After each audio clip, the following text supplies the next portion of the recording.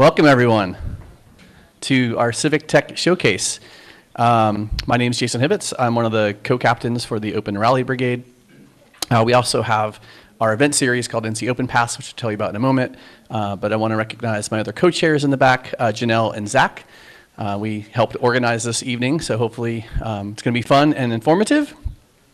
We are live streaming, so we're going to have all this content on our website eventually over a couple of weeks. We're all volunteers, so it'll happen eventually. If you are new to Open Raleigh or Open Raleigh Brigade, and you want to find out more, we just have a small sign-up sheet so we can capture some information. If you're not familiar with Code for America, they're a nonprofit organization out of San Francisco, California, and their mission is to basically help improve government and make government work for the people. One of their big projects that they have been working on lately is redoing the state of California's food stamp program, and they've called it CalFresh, and they've made it much more user-friendly, mobile-friendly, and just this past Saturday they announced that it's going to be available for the entire state of California, which is a huge undertaking if you've been following that story. They've been working with several counties, and so hopefully we can learn a lot from that project and start revamping other things like that that we need. Anyway, there are about 75 brigades across the United States, and we actually have we have 7 in North Carolina, so we're very civic tech focused here in NC. In fact, I think California is the only other state that has the same number we do. So we have the most brigades in the U.S. And so the Open Raleigh Brigade, we've been around since about 2012, and we host events like this. We traditionally have done a lot of meetups, but we just started to do those again. I see our friends from Code for Cary are here. Do you guys weekly or every other week meetups? Every other week. So no matter where you're at in the triangle, we have brigades in Raleigh, Cary, Durham, and Chapel Hill. And so wherever you work, live, and play, or want to do your civic tech thing, there's usually somewhere for you to get involved. Let's see. I just want to recognize a few folks in the room. I don't see if we have any elected officials, but I know we have former county commissioner and mayoral candidate, Carolyn Sullivan, so thanks for coming. And if you work for government, state, local, fed, whatever, if you want to raise your hand or stand up, we just want to thank you for your service.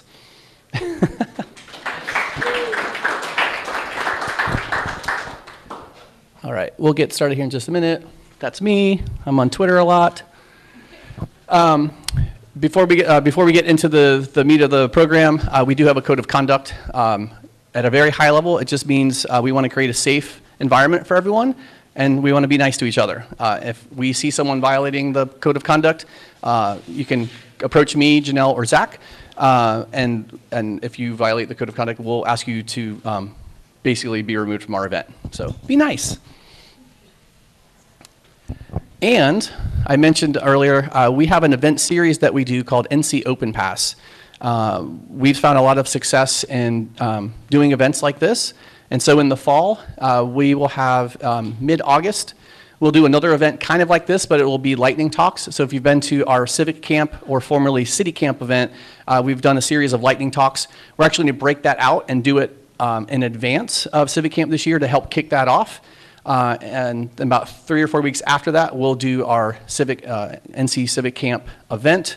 If you want to help plan that, talk to me or one of the organizers. We're happy to find you a role to help out. And the Civic Camp event then launches our Open Data competition, which will end in November. And so we'll have a couple weeks in between there for people to work on their projects. And today we launched our NC Open Pass ticket sales, which will get you access to all those events in one price. And the early bird is $45. You'll get a cool T-shirt, an NC Open Pass T-shirt, and they're always very nice material. As in Janelle can, if you want to, I would ask permission to touch the shirt, but if you want to see what the shirt looks like, it'll be what Janelle's wearing. If you use Brigade 5 off, we'll give you an additional $5 off for attending the event tonight. So you can get the early bird for $40. If you want to take a picture of the slide, I would do it now. Okay. Our first presenters come from the Raleigh Digital Connector Program. Is anyone familiar with that? Okay, you guys don't count because you've run the program. They basically reach out to, and please correct me if I get it wrong, middle school, high school students who are interested in technology, and they've got this wonderful program. They basically put them through the ringer on Tuesdays and Thursday evenings during the school year and teach them open source, teach them open data, teach them things like WordPress. And so I have the privilege and honor to host them usually about once a year. Bring them over to Red Hat, give them a tour of Red Hat Tower, and then we do a design thinking exercise where we basically do kind of a mock unconference pitch session. So each student has to come up with a pitch of a problem that they would like to solve in their community. They get 30 seconds, and then we usually have about 15 or 16, 20 pitches or so. Then the students vote on what they want to tackle, and then we usually break out into 2 or 3 groups, and they basically have 30 minutes to kind of come up with a formula like how do we want to solve this problem, and then they present out to the group. So I do that in my job all the time, and so I figured that's a valuable lesson for them, for people to learn earlier in life. And they do a great job, and we've got some great ideas. Do you remember what was one of the ideas from this past one, putting you on the spot? You don't have to remember, but.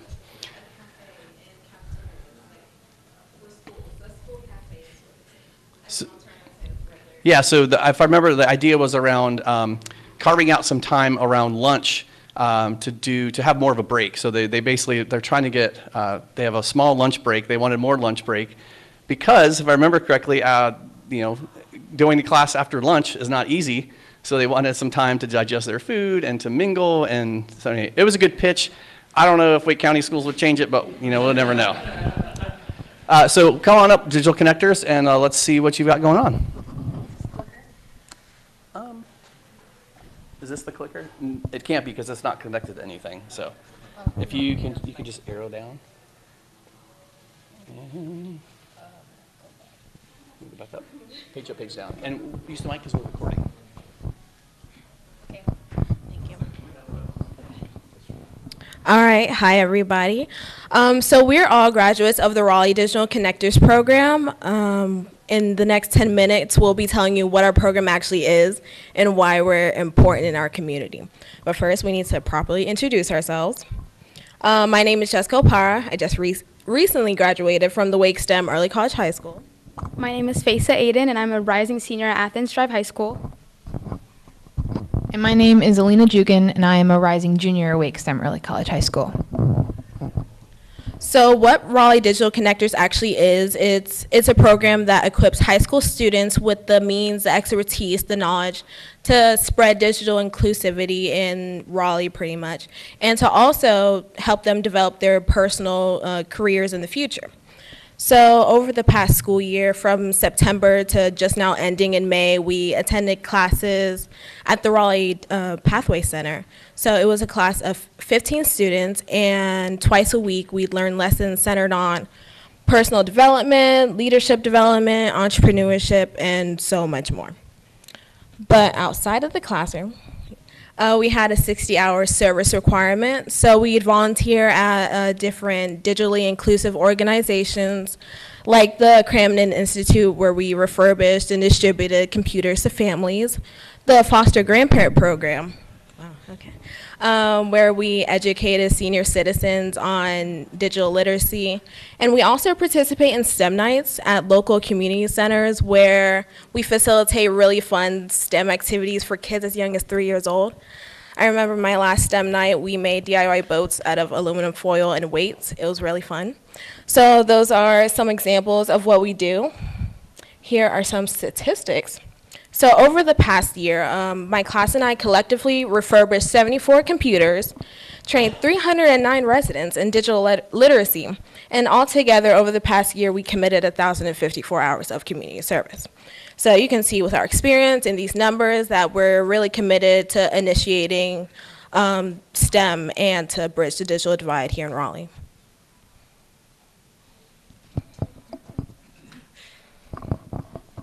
Not only is it important for us to be exposed to STEM, science, technology, engineering, and math, but for us to expose STEM to others, hence our STEM-related volunteering. We need to expose STEM because of its current importance in the economy. It's no question STEM has a huge impact on us. Just look at the companies and products revolutionizing our lives. Apple, Facebook, Amazon, you name it. STEM touches everything. If you have an interest in something, there's a STEM connection.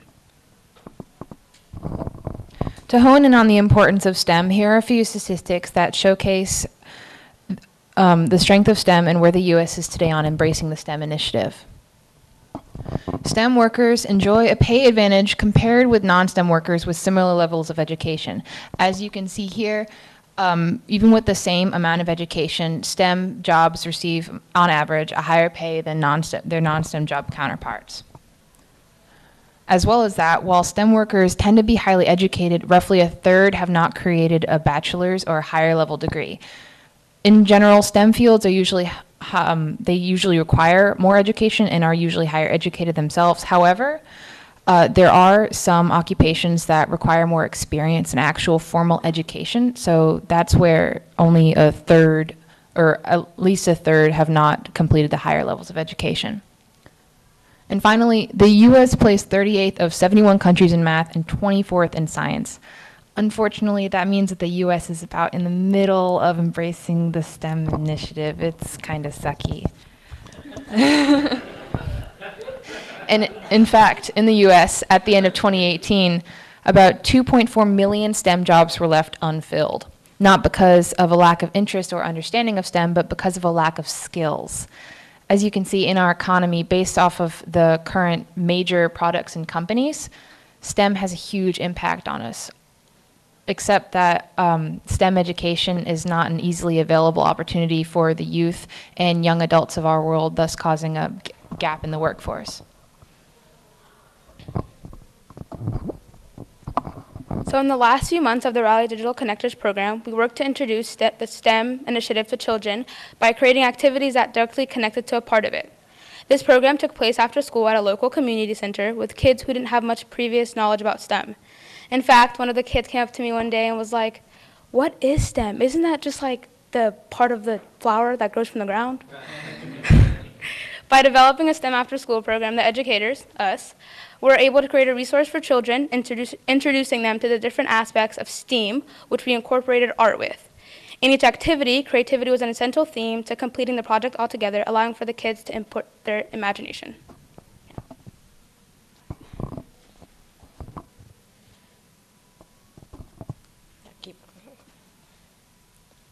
So here are some examples of what's actually in our final project of the packet. And we have Alina, who is on one of the teams in this project. She can talk about her process and how we came to this final product. So the administrative group Jessica worked with actually, well, first of all, the 4 groups that we had were science, technology, engineering, and math. Each group created 5 engaging activities, and the photography and administrative groups worked to advance those activities. The science group worked to teach children of the realities of our world, like chemical reactions, Mentos in a soda bottle. As it exploded and they enjoyed it. Oh yeah, definitely. Great to do at home, guys. And they also work to teach children of the levels of the Earth as well as the phases of the moon. They use colored pudding in a cup to show the layers of Earth and off-brand Oreos to show the phases of the moon. That's nice. The technology group worked to teach children about programming and computers. The kids got to program each other using painted blocks, where the kids would move forward or jump based on what the blocks told them to do. They also got to create their own music using electric connections. Then there's the engineering group, which I was a part of. We had children create their own masterpieces out of spaghetti and marshmallows or popsicle stick cars. They also got to design their own mazes that little Ozobot robots could go through. And finally, the math group taught the kids calculus. Just kidding. They learned to identify numbers and math formulas through math bingo, as well as create their own math formulas with numbered hopscotch. They got to jump back and forth and add numbers to get their total. This project, this is the first time that RDC has done something like this. And yeah, it's the first time, this is the pilot project. This is the first time that RDC has worked to create a program like this. And we went to the Sanderford Community Center every other week to test out our activities with the kids. Every week we worked to improve and advance our activities so that they were understandable and teachable. At first, we weren't sure what to expect, but the children were truly wonderful. They loved learning and playing with the activities, which was ultimately the goal. We wanted to create a STEM activity guide that was memorable for the kids so that they will remember STEM in their futures, and that would then continue the encouragement and help them choose STEM as a career, potentially. We want them to do what they enjoy, and STEM can be pretty fun.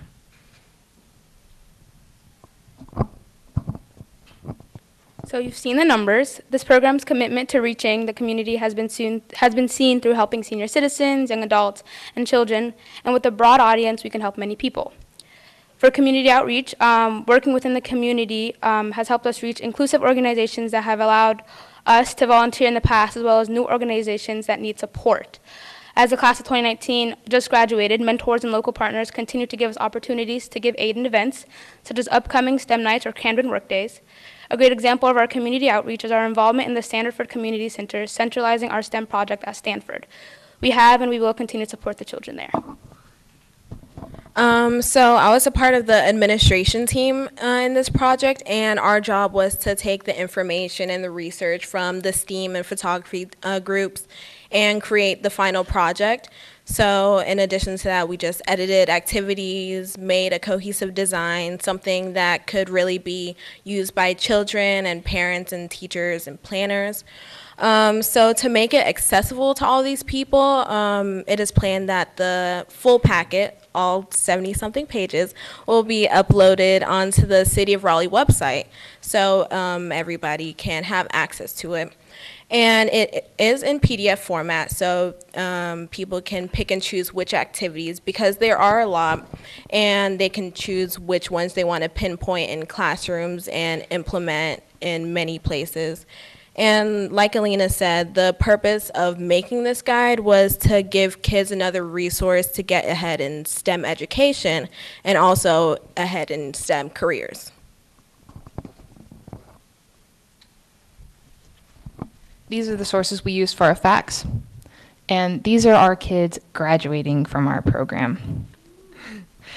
Of course, they are only the beginning. As Raleigh Digital Connectors and members of an improving community, whether they be elderly or children, we are working to teach and provide opportunities in STEM and the digital world so that people can be better prepared for the future. Thank you. Are there any questions?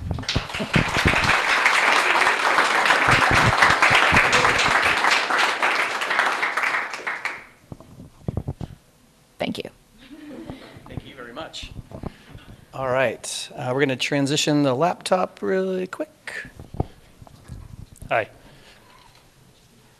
I'm Chad Hall, and I've been volunteering with the Open Raleigh group for like 3 months. So this is the first project I've worked on, and as Jason said, this was to stand up a replacement for a open data portal that was run by, or started by a professor at the University of North Carolina. And the goal was really to kind of provide a site to organize and collect data sources that would be of use to journalists or civic activists, students, planners, other community groups, volunteer organizations. So really this was, I guess, kind of a warehouse for data that organizes it and lets other people access it in a way that's useful. There are, oops. So the platform that, and Chris Matthews, who's not here tonight, unfortunately, was kind of involved in identifying some platforms for us to use as a base. But the platform we selected was an open source platform called JCAN. And it is built on GitHub, the open source code repository, GitHub Pages, which is kind of a static web server. It uses a Heroku executable to authenticate against GitHub, and then generates the pages with Jekyll, which is a Ruby-based platform, and the front end is built out of a bunch of different JavaScript kind of half frameworks meshed together. It is pretty old and pretty brittle. The versions of all the libraries were at least, I don't know, 4 or 5, 6 years old. So it's been a lot of work just to get it to a point where you can work in a development environment and make some changes. So that's been a lot of the time that I've spent, is just kind of updating the base platform to something that's workable. There are some examples out in the wild of this JCAN platform in use. Let me just show a couple of them to you right now.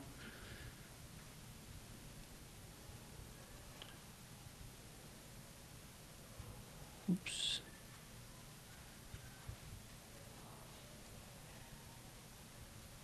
All right, here we go.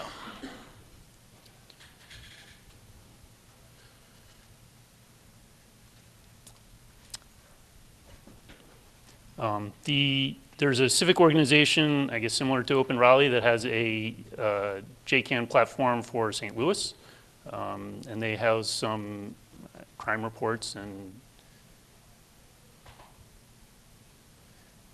things like that. This is pretty much the standard layout for the JCAN site. The city of San Diego, this one is actually run by the city, has one of the more advanced versions of this. They've taken the JCAN platform and really kind of kept a couple of the core concepts, but modernized a lot of it. So you see some things they have, like the ability to preview data, and they have links to some other types of data as well. And then, of course, the country of Estonia has their open data platform on JCAN as well.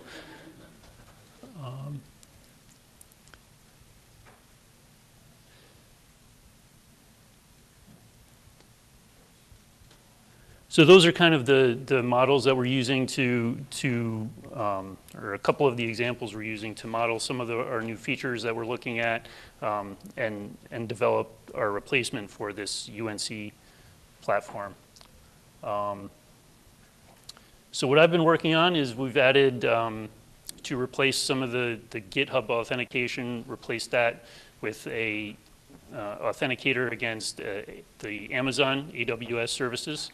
And replace the Heroku shim with the Amazon Lambda executable, so that our executables and our authentication kind of go through Amazon. It still uses some GitHub pieces, so that's why we still have that shim there. But we're trying to centralize on Amazon, so that we have kind of all of our back-end functionality like that in one place. And that's to enable our use of the Amazon S3 for file storage. So the schemas and things like that will still be stored in GitHub, but the actual data files, instead of storing them in GitHub like the current platform, they'll be stored out on Amazon, and they'll be publicly available there. And then I'm also working on adding a data preview feature, kind of like that San Diego one. Down the road, we'll be looking at adding some data visualization tools and capabilities, as well as just kind of some more organizational features that the current platform doesn't provide. So we will take we're going to try and do a little demo.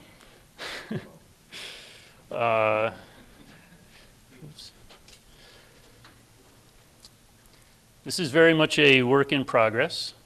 And this is a lot of this is kind of what the vanilla out of the box platform looks like. I haven't done a lot to kind of modernize the look and feel or really update that piece of it.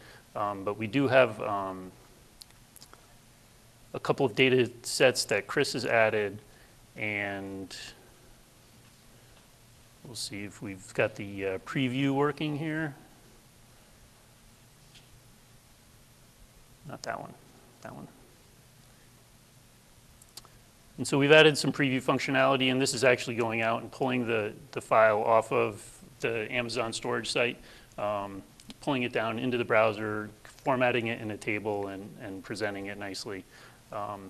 So that's one of the things we've been working on. And then Can you describe a little bit what that data is right there? this data,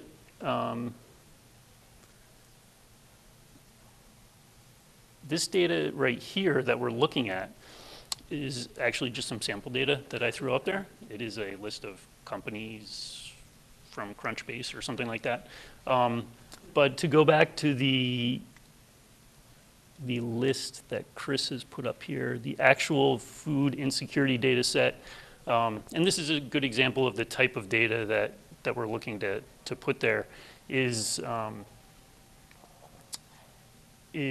a, I guess it's a listing of the food, like summer feeding sites. So the city or county will stand up a site during the summer to provide lunches for, I guess, anyone but kids who need them because they're out of school and don't get school lunches, right?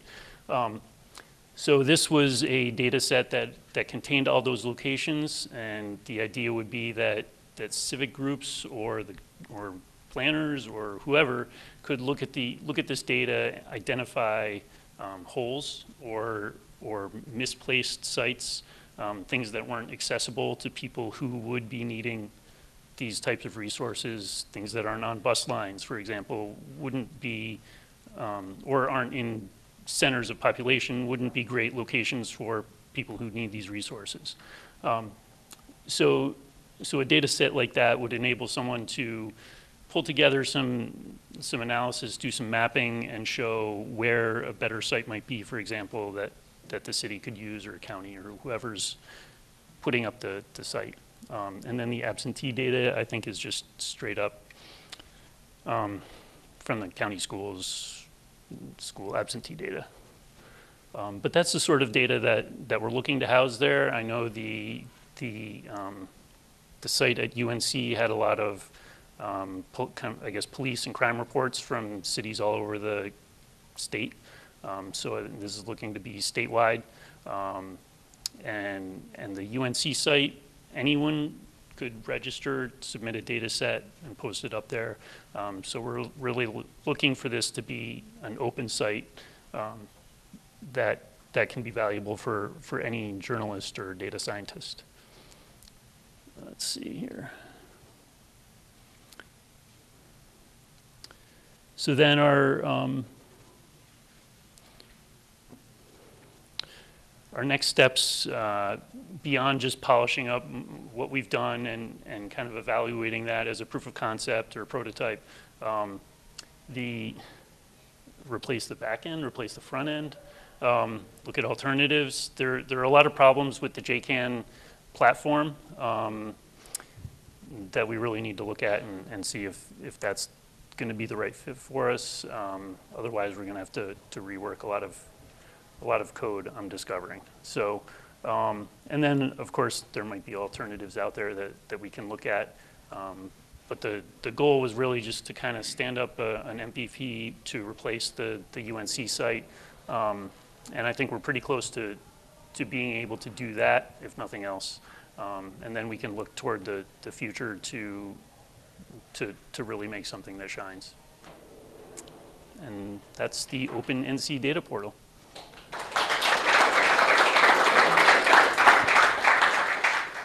All right, thank you very much. We're going to transition to the next speaker. So I had, I'll do a little storytelling while we get set up. I'm more prepared this time, no dad jokes. I was at an event earlier this year in Pasadena, California called the Southern California Linux Expo, and I helped actually organize an open government, open track on one of the days there. One of the folks who was presenting was from the city of Beverly Hills. And believe it or not, the city of Beverly Hills is actually using the JCAN Open Data Portal for their thing. So I was like, I just heard about this. You guys should check this out. So that was kind of a neat kind of interaction. So now we've got a little demo, and we're hopefully providing an open data portal for anyone in the state to use, particularly a lot of our rural counties who may not have the IT talent or the budget to support an open data portal. So it's another way that we're giving back. And now we're going to learn a little bit about NC RIoT and some of the programming that they have going on, right? That's right. All right, here we go. You made me nervous. You looked at me like your turn to speak, and then you were like, I've got a story. I was like, what story are you going to tell? You didn't tell me there was a story. Hi, everybody. I'm Sarah Glova. I'm the Director of Growth and Communication for RIoT. So I'm going to tell you a little bit about RIoT, but more importantly, I'm going to make sure to connect it to what all the volunteers and the hard workers in this room are working toward, and that's thinking about questions about data and open data. So we'll talk specifically about those projects. Before I jump in, though, I see some familiar faces, but who here has not heard of RIoT? Awesome, a couple people. And if you have heard of RIoT, don't worry, I have new stuff, so this is for everyone.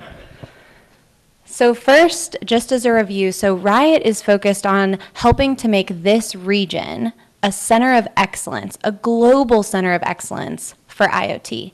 So when I say IoT, I of course mean Internet of Things. That's commonly referred to now as the fourth industrial revolution. And it's not coming, it's here. And we're talking about things other than, we were joking earlier that my smartwatch is an example of IoT. IoT is all around us, but at RIoT, we're focusing on the big stuff, like the fact that sensors are getting so affordable that we can drop one in with every single seed and keep track of how these plants are doing. Or that they're so cool and weird that we have applications like smart sensors that can literally shoot little bugs off salmon in a tank. I mean, this tech is crazy and cool, and there are a lot of applications. But what do we need for the Internet of Things? We have all these devices talking to one another. They're trying to make smart decisions. In order to make these decisions, they need data. Oh, I didn't plant that. They need data. And so we talk a lot about data at RIoT. Why are we focused on this region as a center of excellence for IoT? We have all the different components. IoT is such an umbrella term. We need the sensors, we need the hardware, we need the software, we need the data analytics, we need the network and the communication. Where is there an area where there are research universities, where there are industries as diverse as all the different industries that I just listed, where there's expertise in wireless? Right here in the Southeast, and even specifically right here in Raleigh. So that's what we're focused on. Well, how do we do that? How are you an economic development organization for IoT? We host large-scale events. When we track our data, we see that we've had over 7,000 people participate in a RIoT event. And they're not like all from one IBM campus. We see that they're representing over 1,200 different companies. So we get all these people in a room together, and our events are free and open to the public. If we control them, they're free and open to the public. We bring exhibitors, we make sure that the speakers are high energy, engaging, TED Talk style to talk about real projects that are going on within IoT. And then we use that to help make partnerships. So this is what most people know us for. We do that, of course, here in Raleigh where we were founded, and we also now have chapters in Atlanta and Charlotte. Now we host events all over the country, but to have a chapter somewhere, that means we have boots on the ground in that space. So most people know us for that. They also know us for job creation. That's a big part of economic development. We do that specifically with startups. So we have tracked that with the startups that RIoT has worked with, we've created over 500 jobs, and we're seeing that over $350 million has been raised by the startups that we've worked with. And these are all within that IoT sector. If you want to hear more about that, our RIoT Lab hardware prototyping space is right downstairs. And we're actually taking applications right now for the next cohort of our accelerator. So I'll talk more about that. But this is what most people know us for. And those big events, that's why we have the sponsors that we do, so that we're funded by over 80 organizations who believe in this mission. And they all come together to help make this area a center of excellence for IoT, but also just to grow this IoT space and to figure out how they're going to participate. Something I want to call out here that's really important. You hopefully recognize some of the bigger names on this list, and we couldn't do what we do without their support. But do you see some startup names on here as well? I mean, there's a startup that literally works across the street, this Brewview startup, where they've figured out how to put a sensor on a beer tap handle and to use that change to help measure what's left in a keg so that the old bartender measurement of like, feels like it's like this much left, is a little bit more accurate. And so what's neat is when you see this, you see that the RIoT ecosystem is trying to make an equal space within IoT for organizations like this and organizations like this to work together. So that was an overview of RIoT, but now let's talk about specifically what are we doing in the civic space and in the data space. So that's what I'm going to talk about next. The first of 3 updates I want to share is that we received from the City of Raleigh, from the Economic Development Office, an Impact Partner Grant. We were one of 5 organizations that received that this year. And we were given that because the City of Raleigh believes that they can work with RIoT on smart city projects. And so how do we do that?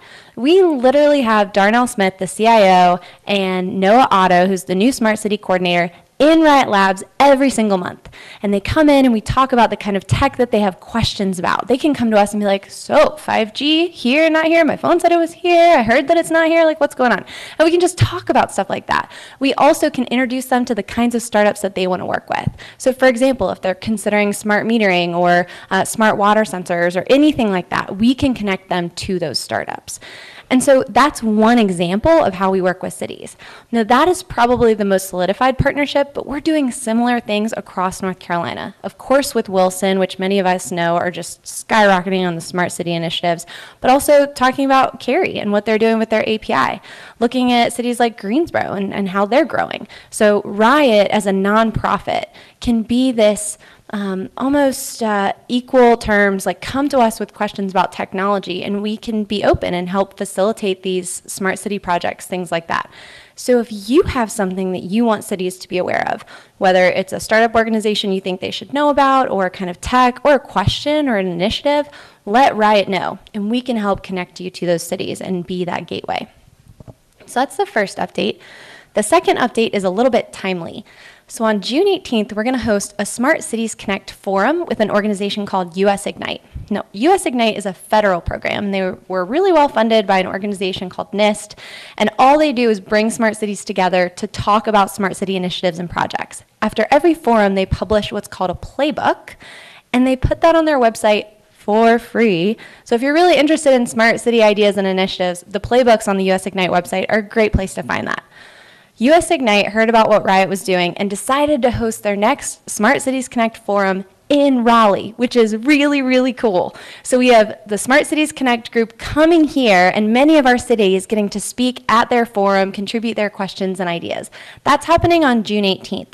And it's been really hard to get seats for that event if you're not a municipal leader because they're trying to focus on bringing cities in. But we have a couple seats left. And if you know somebody who should be in that room, I know somebody that can help you. So please come find me after this event. I can't officially tell you that I can get you a seat. So come and talk to me after if that is something where you know somebody who should be in that room talking about smart city initiatives. If you can't make it, remember the playbooks are published online for free after the event. And that's on US Ignite's website, not RIoT's website. Okay, and the third and final update I want to share on RIoT's behalf is the RIoT Accelerator Program, affectionately called RAP. So the RAP program, because we're a nonprofit, there are a lot of startup accelerators out there. But this one is free for the startups to participate in, and RIoT doesn't take any equity. Now, if you're a corporate team and you want to put a corporate, if you're a corporation and you want to put a corporate team in our startup accelerator, you can do that too. And the fee that you pay will help pay for all the rest of the startups. So that's how that works. So we have startups that come and participate for free. We don't take any equity, so they leave us with a clean sheet. And those startups are working on all kinds of incredible projects related to smart city, related to data, but all with some kind of IoT angle. If you were at our RIoT pitch night, then you know that we had things like a smarter pet cremation service that had more transparency in their process and a more sustainable and eco-friendly process as well. You might have heard that I mentioned earlier the flood detection centers. We have a startup within our team, that the past cohort, that was working on flood detection and monitoring and could help cities know in real time what streets were flooded and help to prevent the most common death in a storm situation, which is traffic-related accidents driving into flooded areas.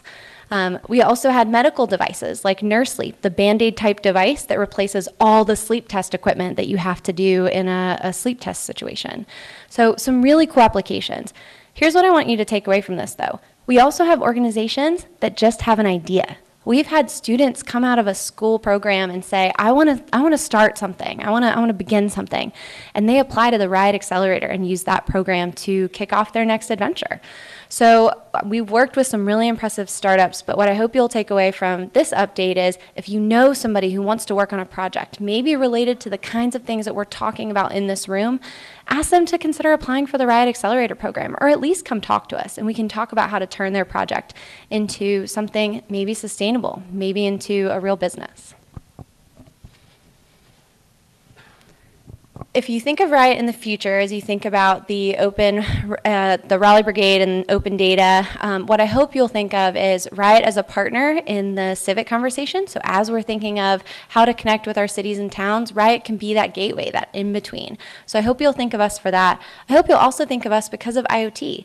Data is really what powers it. If you've heard our executive director, Tom Snyder, speak, you've heard him say that data is the new oil. And the organizations that are doing a good job of collecting it and analyzing it are going to be the ones that have power in the future. So we want to help contribute to that movement. So please reach out to us. We're literally located right downstairs in RIoT Labs, where we have the hardware prototyping lab. And we have a free lunch and learn series that we do every week in this room. You already know where it is. So I hope you'll come back and see us. One last way to stay connected that I'll mention, we launched a podcast this year called RIoT Underground, and it's available on iTunes, Google Play, and Spotify, and it has really great interviews. We just had Bill Schreier, who's in charge, he's one of the guys on the FirstNet government side that's talking about how do we deploy a network that gives priority to first responders. If that kind of stuff is interesting to you, please check out this podcast. You'll also hear some local voices as well, which is really important to us. So those were all of our updates from the RIoT side. Thank you so much for this time, and a big thank you to all the organizers who use their volunteer time to put something like this together. It's really powerful. Thanks, Tom. All right, transition. How many folks live in the city of Raleigh? How many folks know what a Citizens Advisory Council is? How many of you are members of your Citizens Advisory Council? You should all raise your hands if you live in the city limits. There are 19 CACs across the city. There are 18 now? We lost one, or they merged. Collaboration is great. I'm a little off my game. Anyway, I like to think of the CACs as liaisons between city government and citizens, and they do a great job. I was actually chair of in Southwest CAC.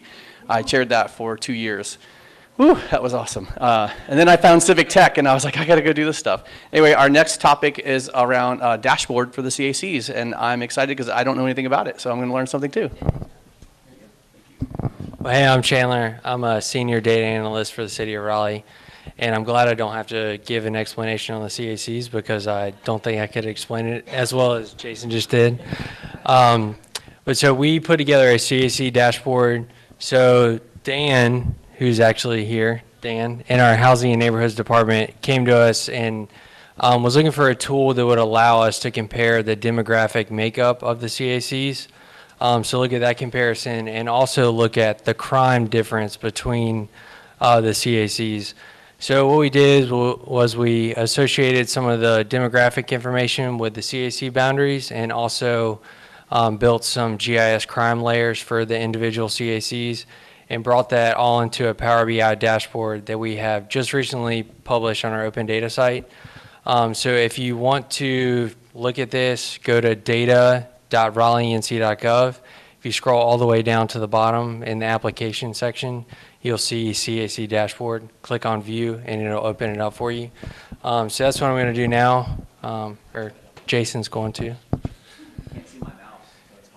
So yep, there in the application section, there's a CAC dashboard. Click view. So this opens up the page that gives you a description on what this is, and there's also an embedded report in it. Once it's finishes loading, you can, yeah. So this is the dashboard that we built. This is it's a Power BI report that we built for the CAC demographic comparison. Right now, you're looking at information related to the South Central CAC, but when you first open up the page, it actually brings you up to everyone. So this is what you'll see when you first open it up. So right now, this is the information related to the whole city of Raleigh. So it's not specific to an individual CAC. So you can see we have the average home value, average income, median age. You can switch between different demographic categories. So right now, this chart is showing information related to education. You can switch between gender, housing units, race and ethnicity. So as I mentioned, this is for the whole city. If you want to get specific to your CAC or multiple CACs, you can filter for them on the right-hand side. So if we wanted to look at, let's say 5 points, you can filter for 5 points, and you'll see information just related to that one CAC. So there's the total population and then the different demographic categories. You can get the breakdown here. And you can also switch between these categories. So we want to look at gender. We can look at the breakdown there. And it looks like now it's the Wi-Fi. It's the Wi-Fi now. Yeah, it's, yeah. So yeah, so you can get the breakdown between those different categories. But we also have some additional pages that really give you the distribution of the values and also a comparison between some of the different CACs. So if we click on this house icon here, we can look at the comparison between the home value and the income for the CACs. So as you can see, there's one outlier here. This is where all the people that have expensive homes live. So if we highlight there, so Glenwood, yeah, their average household income is, you know, 183, really expensive houses, and then there's everyone else down here. Then we can go back, and we can click on the person icon to see more of a distribution of some of those demographic categories.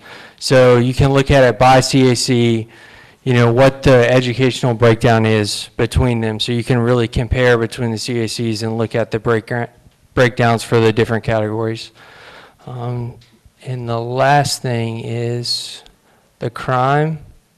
So if we click on this little sheriff icon, we can see the volume of crime that's happening in the CACs. So this crime is actually for the past 90 days. So we're pulling the crime data from our open data site and just associating that crime locations with CACs. So you can see the volume, and then you can also see the crime categories. So if we wanted to just look at assault crimes that are occurring in the CACs, I can click on this box down here and then filter the crime that's occurring in the CACs just by clicking on the box. So that is the dashboard. The last thing that I'm going to mention is we have this little information icon. So here you can read more information about the demographic data that we're using. There's also a link to find your CAC if you don't know what CAC you're a member of. So that's the CAC dashboard.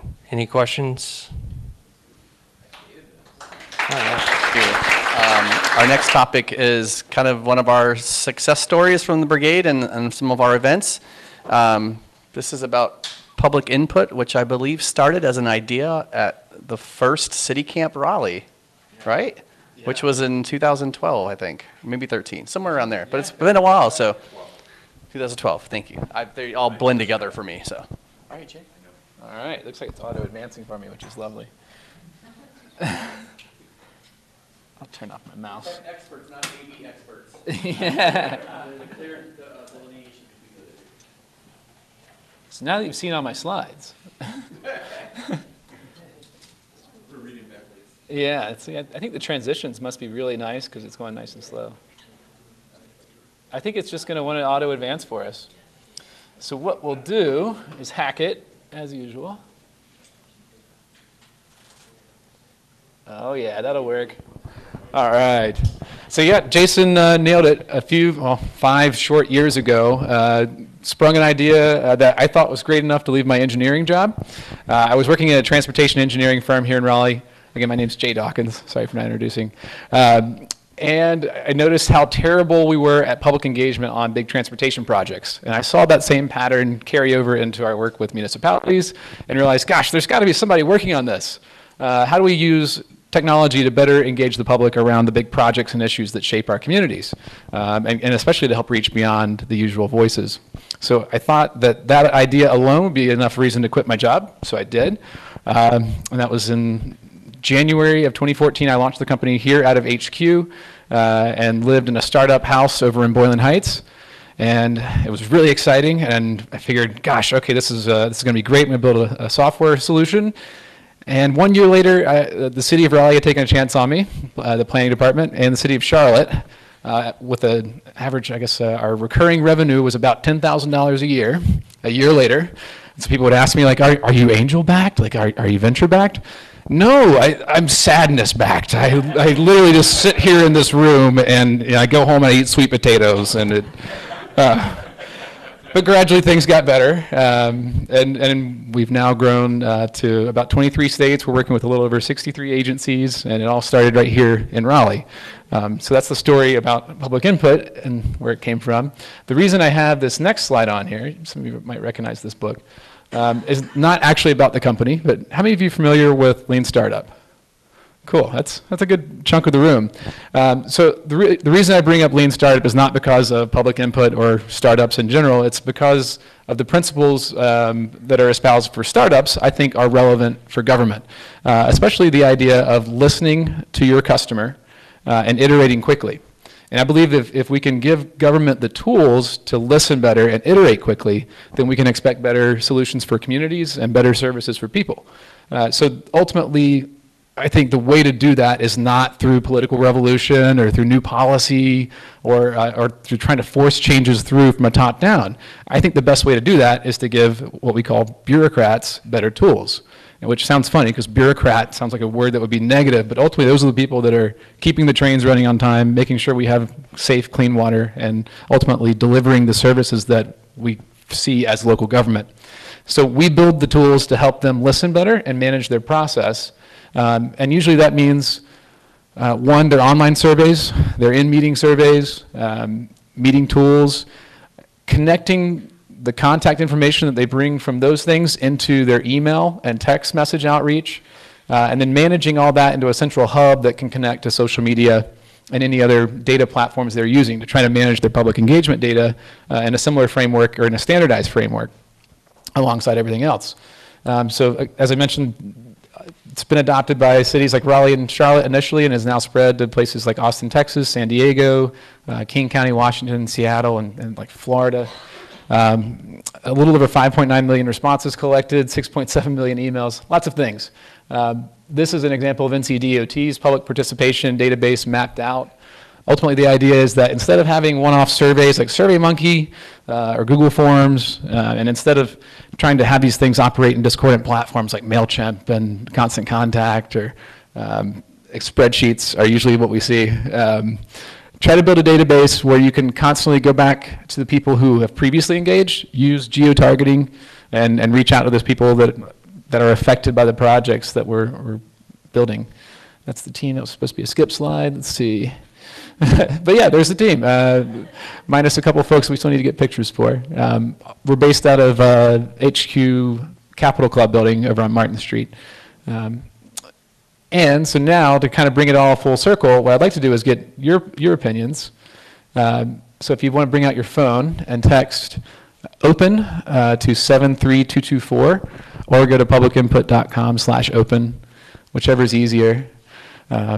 Got a few questions to run through that we'll pull up on the screen here. So earlier we asked where everybody's from. I put in a zip code question up front because I think it's really interesting to see what brings this all together and what parts of the region we represent. So as you respond here, we'll see in real time, oh, somebody from Chicago. That's pretty cool. I'll zoom it in so we can get a little better fidelity here. So folks from Cary, Durham, and here in Raleigh. So continue to take the questions if you'd like. Let's see. The next one is going to be around kind of what brings us together from a, oh, there we go, North Raleigh as well. I'll zoom out here. What best describes your day-to-day? Are you public sector, private sector, nonprofit, student, or otherwise? So it looks like mostly private sector and nonprofit today. A couple students here as well. All right. And what best describes your work? So we should be a pretty diverse group here. A lot of IT professionals, software developers, and entrepreneurs. Awesome. And now we're going to ask, like, how's government doing, in your opinion, at these things? And perhaps these are things that we can focus on or get better at. So average and good, that's not too bad for user-centered design. I think there's definitely a lot of interest in that space, especially at the local level. How are we doing at lean and iterative decision-making? Again, not terrible. Well, okay, one very poor, but good and average, again, not bad. We can break these out into different reports, but for the meeting mode, we kind of keep the reporting simple. Looks like we think we're doing average at reaching underrepresented voices. One thing that we see effective with this is using targeted social media outreach, SMS, other tools that can layer the traditional outreach methods with the newer versions. So what future would you quit your job to create? I think going full circle, if you had to eat sweet potatoes and working, you know, this place is great. This is another testament to what Raleigh can create, is inspiring spaces for people to build things in.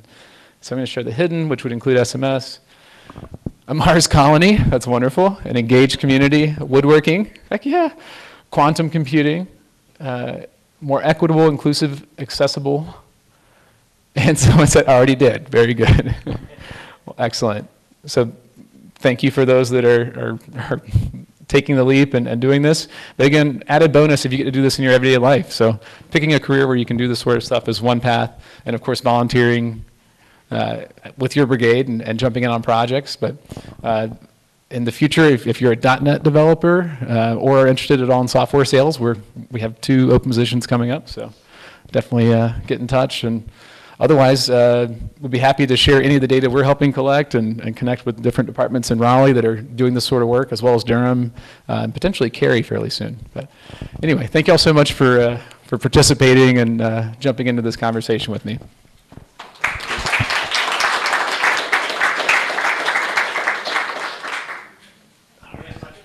Oh yeah, jump in. Sure. Okay. Let's get set up while we do that. I'm in the home stretch. We have 2 more presentations, and then we'll release you. We intentionally have the meetups here because there's no parking. I'm just kidding.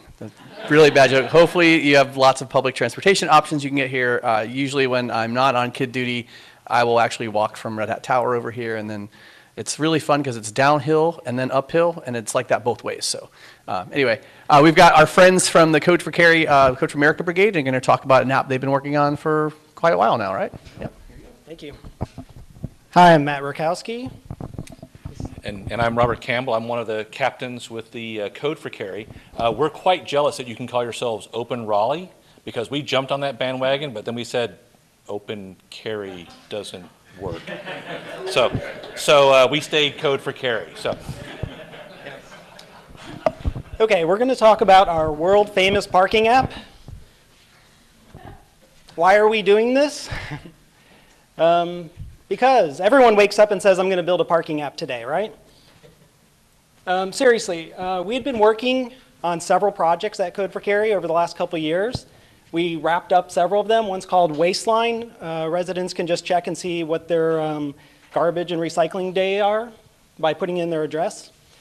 We contributed to Citigram, which is the great website that allows you to subscribe to police incidents and so forth. And a Cary Public Art app, which we worked on in cooperation with the Parks and Rec Department. So we were looking for something to unite the community, you know, the Cary community, something a little bit different. We had brainstormed about this for quite a bit. Robert kept saying, let's build a parking app, let's build a parking app. Finally, what clicked is, if we built a directory of stuff, you know, of parking lots, we could build a directory of businesses and organizations in Cary. This has legs. So we said, all right, what's it going to take to do this? Let me see what the next slide is here. The idea is removing the barrier of perceived lack of parking in Cary. Okay? Cary's got a lot of parking. You just got to know where it is. And if you can get the folks to view downtown Cary as a destination and make visitors aware of all downtown Cary has to offer. So this was the idea that we decided to go with to a local nonprofit. And we did that because Code for Cary is a nonprofit, right? We're part of Code for America. But we wanted this thing to really stick. And we knew that we needed community interest and involvement with it. We didn't need just people showing up on a weekly basis, plugging away, which we had done before. We wanted somebody to have some skin in the game. And what I mean by that is if we could get a little bit of contribution, volunteer effort, dollars, we thought that over time this would really work. So, Robert, why don't you describe the partnership? Sure. So what we found is that, as you can see here, there's a lot of dynamics going on, right? And we wanted to create something sustainable, right? Because a lot of times what we've seen with the brigades, and I think you guys have seen it as well, is you build something, but it goes on a shelf and it doesn't really go anywhere, right? Because either there's not enough interest or there's not enough time or whatever. So we wanted to solve or attempt to solve that problem. So we reached out and found a partner who is in downtown Cary, and this is the Heart of Cary Association. Their primary role is to promote the downtown from the business standpoint, to get people to come to downtown, which is becoming less of a problem, actually. So we worked with them to get on board and get their approval to actually be officially working with them. So they're an official partner and official sponsor of this particular app. Yep, and that worked out really well, that connection there. When we pitched it to the president of Heart of Cary, she said, yes, I see where this could go. We can get a directory in there of businesses and people can search on it. It can augment some of their social media. Then we went to the board there, and the board said, this is a great idea. What's it going to take? So again, Robert had done he'd worked with the town of Cary before, and he knew that there were yearly grants that you could apply for. And this grant in particular, it's called the Town of Cary Lazy Days Arts and Crafts Grant. They award about $40,000 a year to 30 local nonprofits. You do the math, that's like $1,500 on average, right? So why not apply for this? The Heart of Cary had done this in the past. They've applied for that exact grant. They've been awarded money. We don't know actually what the typical award is, and we thought, well, if this is going to be a multi-year engagement with them, let's just throw a number out there. So we said $4,000 for hosting and a yearly app store fees and ongoing support, new features, and of course pizza. We needed pizza to drive people to our meetings. Our average meeting had gone down probably to about 5. And that from I think a record of like 20 or, and we just saw a decline in interest, working with Code for Cary. And it was probably due to that lack of pizza. I know it was. So let's see, let's move on to this next step. Oh yeah, we asked for the 4,000. They wrote up everything. Like I said, we had no idea. So after several months of waiting, we got $500. And again, this is about for 1 year, so we can go back again if when we're finished and show some success and get some more dollars. But we moved forward. We were really happy with the accomplishment, and that covered the pizza costs. The very first thing we worked with the Heart of Cary was a logo. They had it before really the money came in. Yeah. They were really excited to be on board with this. Do you remember his name? Gary something? All right, we should publish that. Gary came up with this great logo, and we really liked it. So we started using its colors. And when you have a logo, you have to use it everywhere. So it's, so it was perfect because we did a call for help on meetup.com, mentioned the pizza, and volunteers showed up. This was good. We actually have, I would say, about 40 to 50 people came through over the last year. And about 12 maybe is typical recurring folks. So we had increased from 5 to 12, and we had a couple people just coming in, getting that free pizza, and we wouldn't see them again. But they had good ideas. They shared some things with us. Some people must have felt obligated to come back because they really wanted to put forth some effort here. So to get people interested, we published a list of roles that we needed. And again, this was really an effort that Robert Yeah, so what happened here is, again, to reach out to the community, what we did was, you can see all these different roles here. So we needed people to actually go and count parking spaces, right? So we don't have metered parking like you have here in Raleigh. That's all free parking in Cary.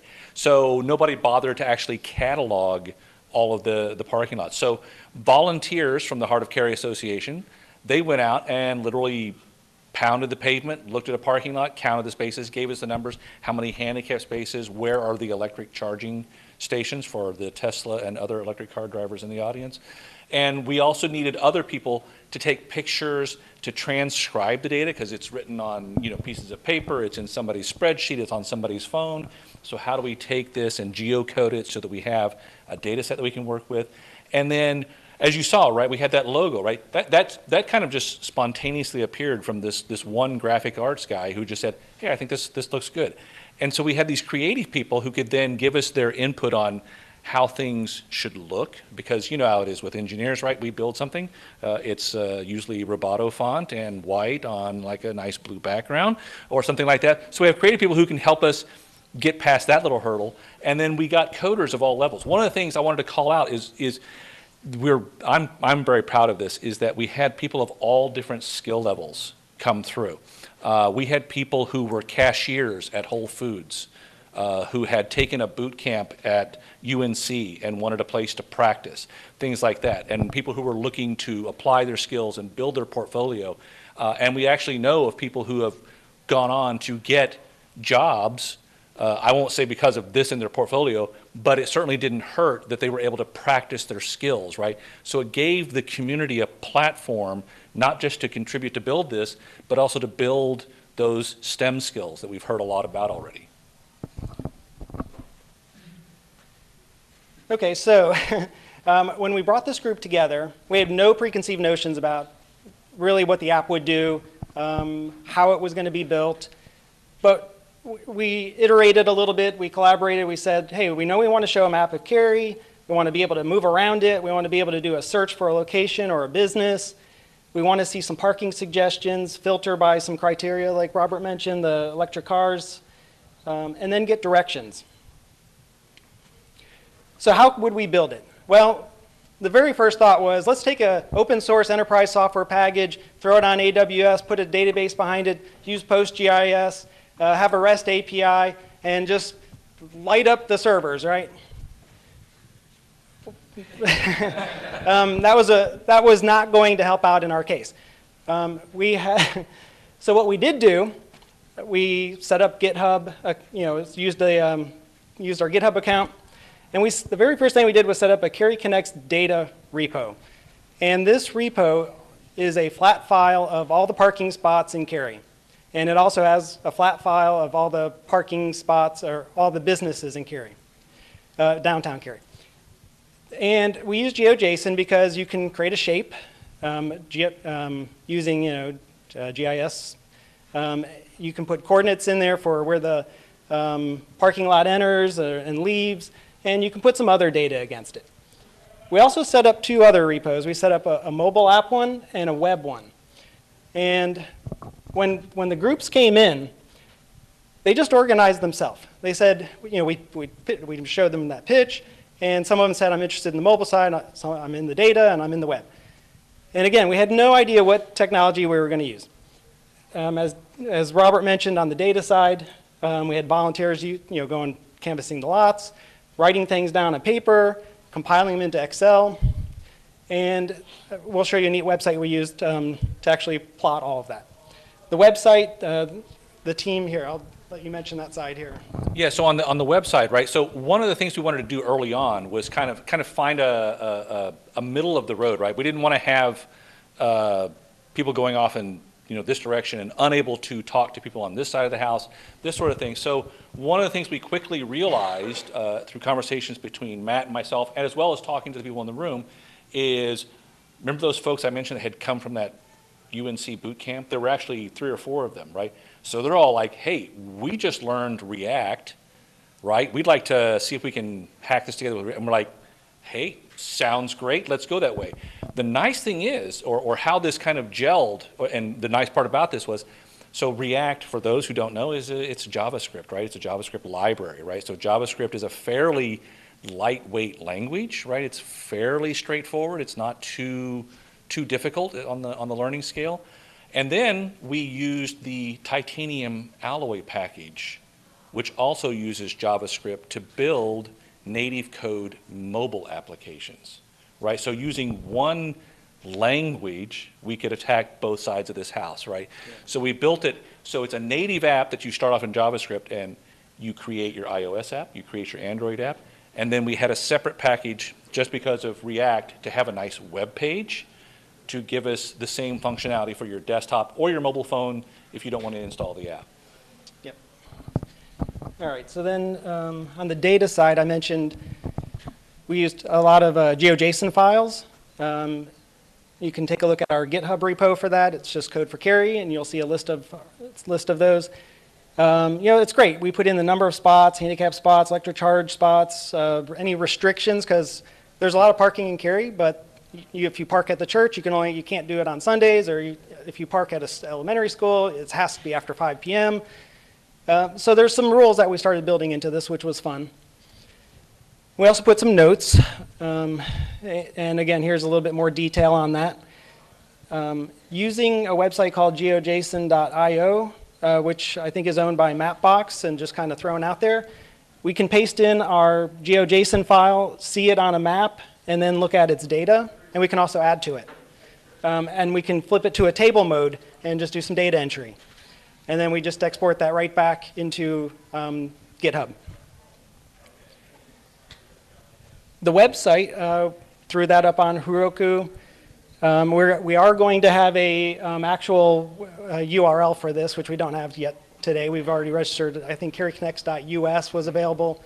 We're going to look into that. But again, you should be able to search for where you want to go. It'll show you some information about that, show you the spots, and if you hit directions, it'll take you to Google. And then on the mobile side, using the exact same data, you start your search. It'll show you the list of those businesses if that's what your intent is. Show you some information about it. Show you any of the data that's with it. You say get directions, and it opens up your native mobile app, and you start going. So now I would just point out it's only 18 minutes from here to downtown Cary.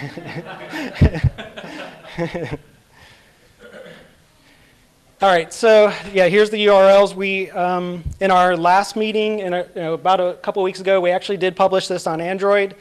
This Thursday, we're going to be meeting in 2 days, and we're going to show what that experience is to publish an app on the App Store, on both the Google side and on the Apple side. So we've got our account set up, and that's what we're going to be doing. And has anybody set up an Apple account for developers? Anyone? Everybody's kind of afraid. Most difficult process ever. I thought you were going to ask for help with it. No. We're well past the help stage. That went out the window a long time ago. So you learn a lot about Dun & Bradstreet pretty quickly. If you don't know what that is, you will learn what that is. Yeah, this actually was a really good experience with Code for America, because when you set up an App Store account, you have to be an organization. You have to have an address and Dun & Bradstreet. So when we applied, we thought, well, let's try for just Code for Cary. No, that didn't work out. We didn't have the right credentials. So then we asked Code for America, hey, we noticed you don't have an App Store account. Wouldn't you like to have an App Store account that all the brigades could use? And they were like, that's a good idea. Let's do that. A couple weeks later, when we said we're ready for that account, is it ready? They said, well, we talked to the finance department or the legal department, and no, we're not going to do that because we may want to use that one day for our own app. And I was like, okay, well, that would have been awesome to tie all the brigades together with a single app store. I mean, I don't know what else is out there, but so we did find a local technology company that is sponsoring our app store account, and we are going to. And we've already filled out everything. We're all logged in, and that's what we're going to do this Thursday. And as Matt said, this is live already on the Android store, so you can look for Cary Connects in the Play Store right now and install this. And you can go to, we have a very simple URL if you want to, if it's easier, it's codeforcary.org/DTP, downtown parking. That'll redirect you to the kind of obtuse Heroku site. But if you want to see that, you can do that right now live. It's live and operational. Yeah, perfect 5-star review. Thank you. Thank you, and thank you. All right. Yep. All right. Thank you. Yep. Thanks. All right, Chris, you want to come I set up? have a quick question for you too, like your data collection. All right, our last but not least topic is about library software, data carpentry, and civic tech. Chris.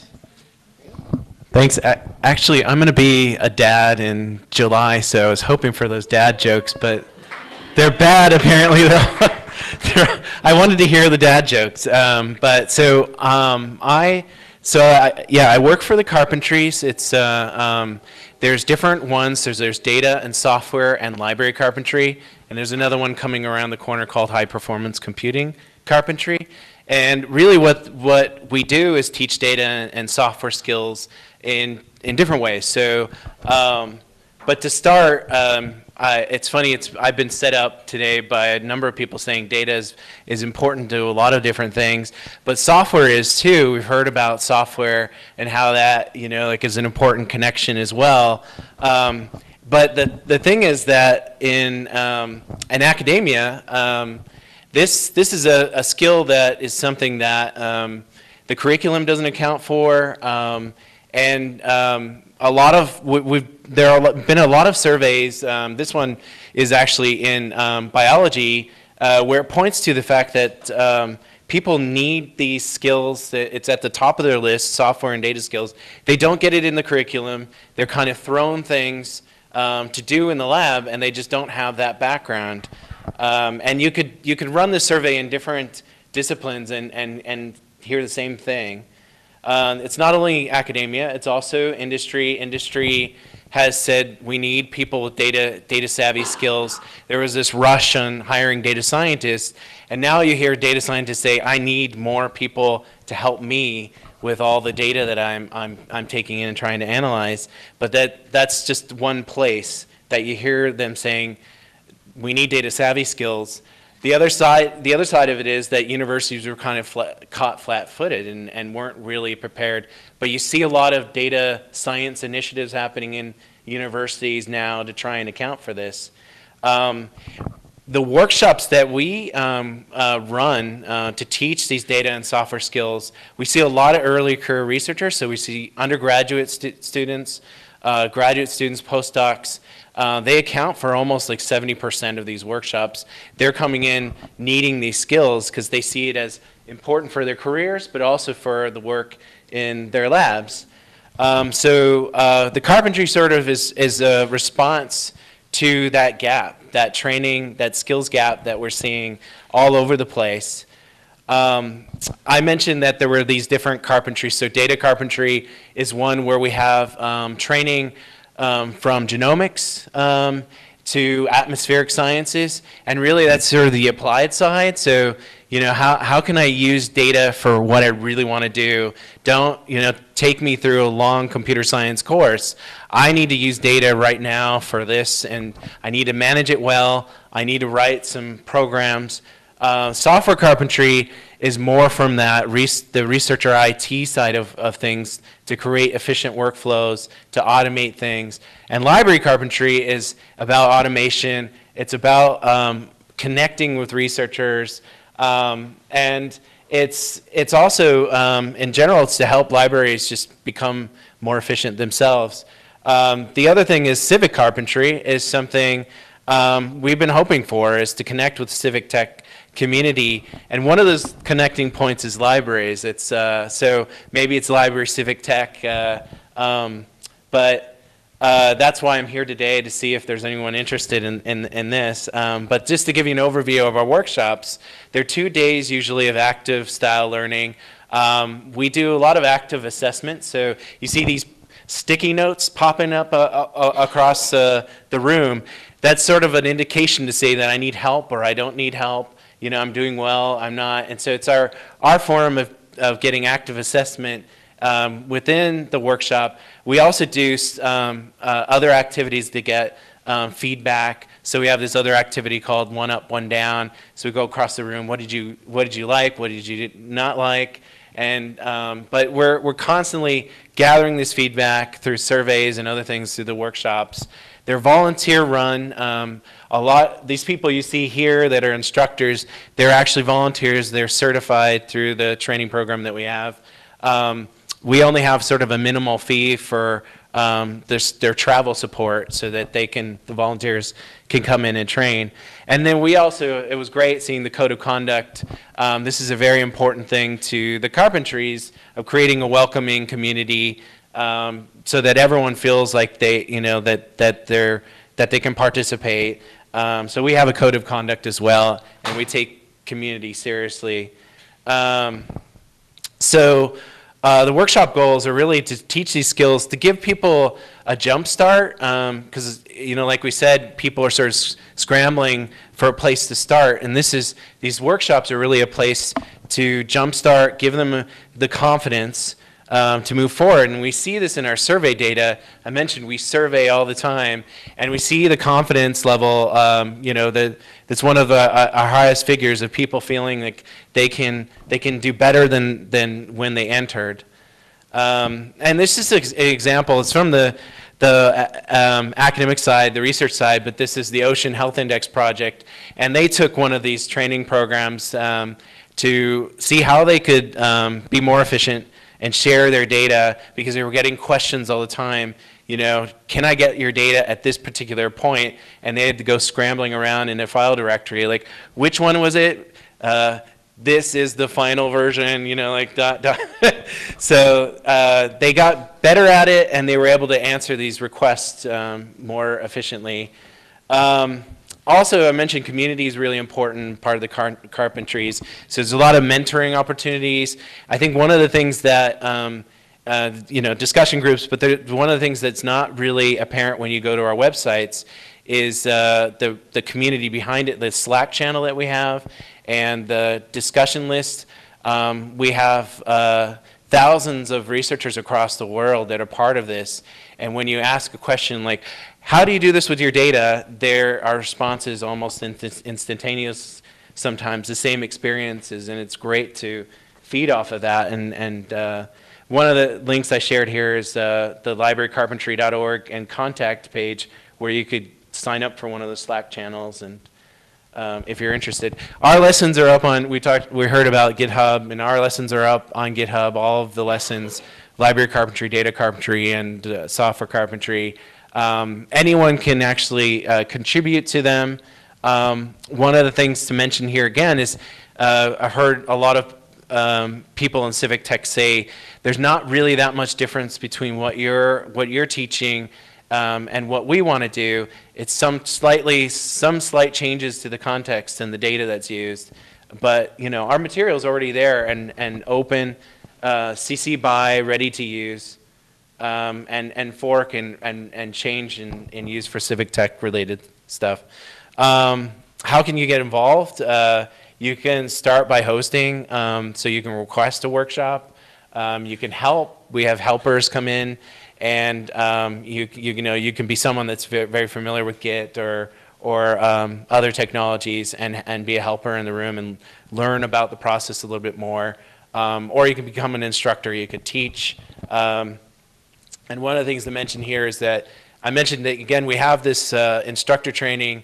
It's free, actually. Some groups decide to advance faster in the process and become members, and that's not free, but the instructor training is really free for anyone, and it's 2 days online training, and you get this background in the pedagogy of how we teach the Carpentry's workshops, and then how to contribute as a community member.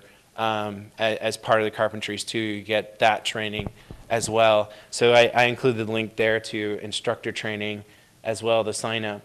But as a local example, the UNC libraries, Chapel Hill, they actually talk about how these carpentries can be a great value to the libraries, because they know that across the campus, each department is struggling with the same thing, and they're sort of reinventing the wheel. You know, a new group comes in and says, we need to start doing training, and then they leave, and then they have to reinvent the wheel. So the library can be really what has always been a great connector for these things. And the reason why I mention this is that, you know, also public libraries here, you know, here in Raleigh or Cary or Chapel Hill are a resource, a space for doing this, and want to be involved in it, I think, as well. And the civic tech side, I think, is a great combination. So I'm really here to see if anyone's interested in getting involved and learning more. There's more info on the librarycarpentry.org site, or there's carpentries.org is another place to look. And here's my information. The weird thing is I work for the University of California Digital Library, and I live in Cary.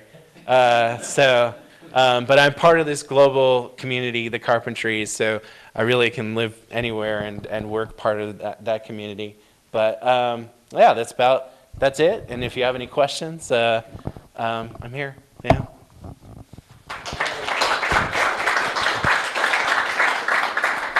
All right, thanks, Chris. I would just say for the speakers, if you had any action items you want folks to take, post it in the comments on Meetup, and maybe you'll get some more fish that way. I want to also thank all of our speakers again. They all volunteered their time tonight and put together some really cool presentations, so thank you all for speaking tonight. And I also want to thank HQ. They're a great partner with us. They let us use this space tonight. So